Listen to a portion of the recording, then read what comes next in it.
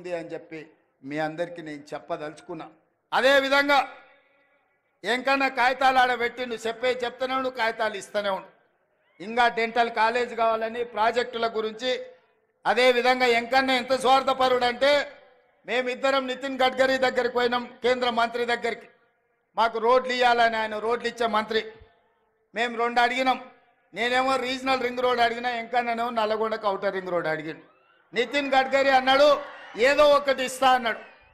ఎంబడే regional ring road కంటే ముందుగాల నల్లగొండ అవుటర్ రింగ్ రోడ్ అడిగిండా.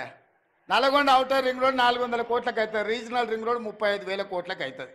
అయినా ఎంకన్నా నల్లగొండను అభివృద్ధి చేయాలా అన్న పట్టుదలతో నల్లగొండకు అవుటర్ రింగ్ రోడ్ ఆయన తెచ్చిన రీజనల్ రింగ్ రోడ్ మనం ఇవాళ వేసుకోవాలనుకుంటున్నాము.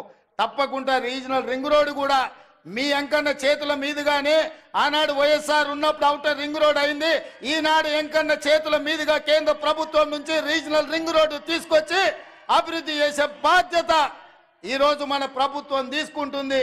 ఎయిర్పోర్ట్కు కూతవేటు దూరంలో ఫ్యూచర్ సిటీ కట్టడం ద్వారా ఒక గొప్ప నగరాన్ని హైదరాబాదు నిజాంలు కుతుబ్ షాయిలు కట్టిండ్రు, సికింద్రాబాద్ను నిజాం బ్రిటిషర్స్ కట్టిండ్రు. అదే విధంగా సైబరాబాదుని చంద్రబాబు నాయుడు రాజశేఖర రెడ్డి గారు కట్టిండ్రు.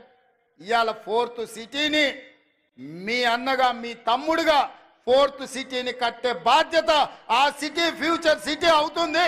50,000 ఎకరాల కొత్త నగరాన్ని నిర్మించుకొని ప్రపంచంలో ఉండే పెట్టుబడులను అక్కడికి తీసుకొచ్చి మన నిరుద్యోగ యువకులకు, ఇంజనీర్లకు, లాయర్లకు, డాక్టర్లకు ఉద్యోగ ఉపాధి అవకాశాలు కల్పించే బాధ్యత ఈరోజు మన ప్రభుత్వం తీసుకుంటుంది.